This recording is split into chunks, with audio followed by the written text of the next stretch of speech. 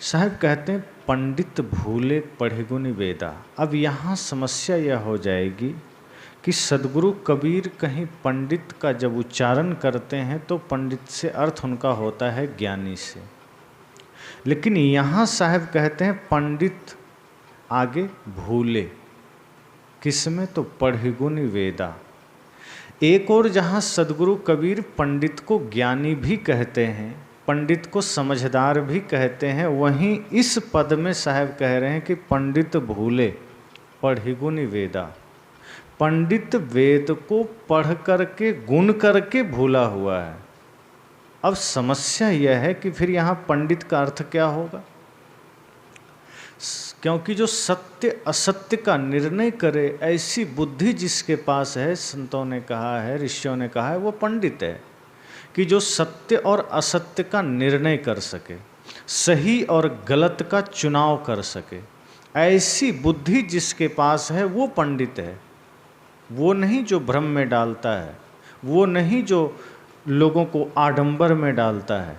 तो यहाँ जो पंडित है वो वही तथा कथित पंडित है, अर्थात पंडित नाम का तो है लेकिन काम का नहीं है। जैसे एक होता है ताज़ा फूल और एक होता है कागज के फूल, दोनों में अंतर क्या है?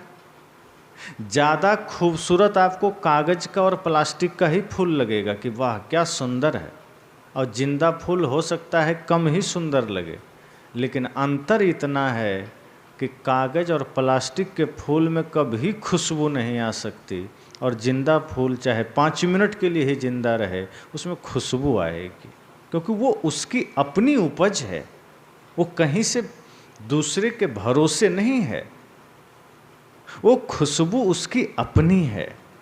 वो 5-10 मिनट भी किसी के हाथ में चला जाए वो व्यक्ति को खुशबू से भर देता है, जिंदा फूल।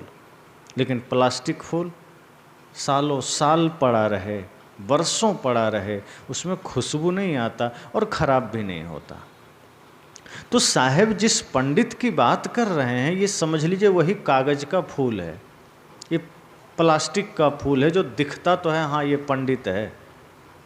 और ऐसे लोग ज़्यादा तामझाम वाले भी होते हैं, ऐसे पंडित ज़्यादा जो दिखावे वाले होते हैं, ये तिलक भी लगाएंगे पूरा लंबा चौड़ा, जनेऊ भी पहनेंगे, नौकांध जनेऊ, और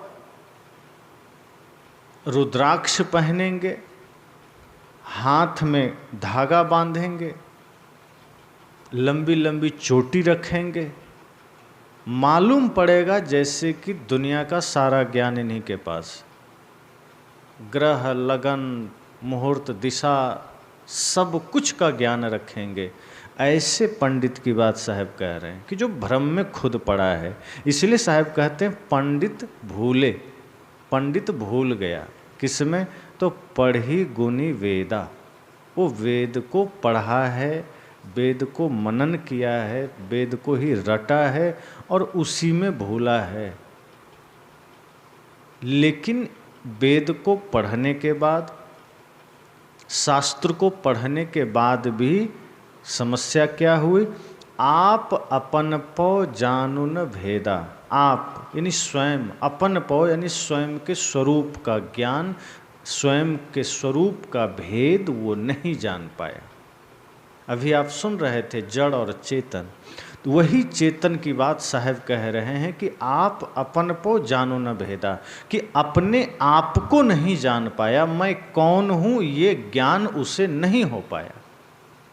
वो बाहर सब कुछ जाना है, वेद को जाना है, शास्त्र को जाना है, व्याकरण को जाना है, लेकिन मैं कौन हूँ ये बस नहीं जाना है। और असली प्रश्न यही है कि मैं कौन हूँ। जगत के बारे में सारी जानकारियाँ इकट्ठी कर लेना कोई भी कर सकता है, कोई पढ़ने जाता है, कोई अध्ययन करता है, कई लोग विद्यालय में पढ़ते हैं, कुछ लोग अपने से पढ़ते हैं, तो तमाम जानकारियाँ इकट्ठी कर लेते हैं। बाहर से जो कुछ भी हम जानेंगे वो जानकारियाँ हमारे लिए उतनी ही महत्व की रखती है। जैसे कोई आदमी भूखा है, उसे बहुत तेज भूख लगी है और अभी इसी क्षण भूख लगी है और अभी उसके पास नमक रोटी उपलब्ध है, तो क्या करेगा? वो नमक रोटी को खा लेगा। लेकिन उसी समय कोई आकर कहे कि 2 दिन बाद अगर तुम मौका दोगे तो हम तुमको खीर खिलाएंगे, वो आदमी भूखा है अभी इसी क्षण, अभी चाहिए उसे। लेकिन एक आदमी आकर कहता है कि यदि तुम मौका दोगे, थोड़ा रुक जाओगे, तो 2 दिन के बाद मैं तुम्हें खीर पूड़ी खिलाऊंगा, क्या वो रुकेगा?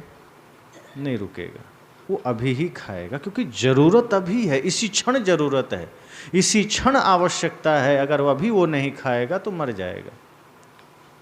इस वक्त की आवश्यकता है। मैं कौन हूँ इसे जानना इसी क्षण, अभी इसी वक्त की आवश्यकता है।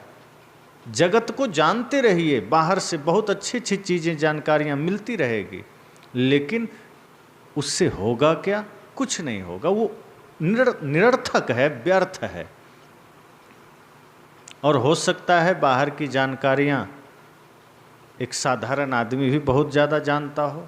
जैसे कोई बहुत बड़ा इंजीनियर है, अब कितना भी बड़ा इंजीनियर है तो इंजीनियर विभाग का ही काम जानेगा। इंजीनियर को कह देंगे आप जाओ साइकिल का पंचर बनाओ, तो वो उसका भी दिमाग चकरा जाएगा। देखो छोटा सा काम, क्योंकि उसने साइकिल का पंचर बनाने का काम नहीं जाना है, उसने इंजीनियरिंग की है, चाहे वो भवन के क्षेत्र में हो, चाहे कंस्ट्रक्शन के किसी भी क्षेत्र में इंजीनियरिंग की है उसने, और वो उसी चीज़ को जानेगा। महात्मा बुद्ध से कोई कह देता कि भगवान हमारा साइकिल पंचर हुआ है, बना दो, नहीं बना पाएंगे। लेकिन आत्मज्ञान के क्षेत्र में वो शिखर पर हैं। तो जो भीतर की जानकारी है उसे आत्मज्ञान कहते हैं, और जो बाहर की जानकारी है बस वो जानकारी मात्र है, उसको हम ज्ञान नहीं कहते हैं। बाहर की जानकारी को हम ज्ञान कह ही नहीं सकते। जब वो भीतर हम लौटते हैं उसे फिर आत्मज्ञान की संज्ञा देते हैं। साहब यहाँ कहते हैं आप अपन पो जानू न भेदा, कि बाहर सब कुछ जाना, बाहर सब कुछ का ज्ञान इकट्ठा किया, लेकिन अपने आप को नहीं जाना।